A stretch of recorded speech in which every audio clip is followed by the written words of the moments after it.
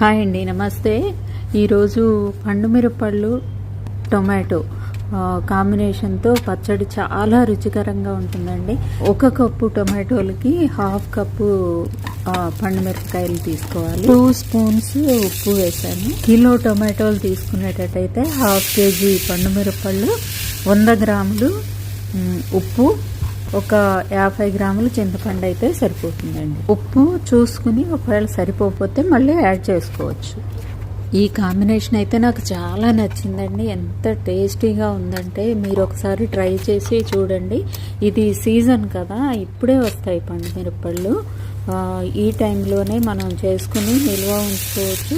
అప్పటికప్పుడు కూడా టమాటోల్లో పచ్చిమిర్చి బదులు ఇది వేసుకోవచ్చు. మిరప్పళ్ళు మరీ మెత్తగా కాకుండా కచ్చా పచ్చాగా మనం చేసుకుంటేనే చాలా టేస్టీగా ఉంటుంది.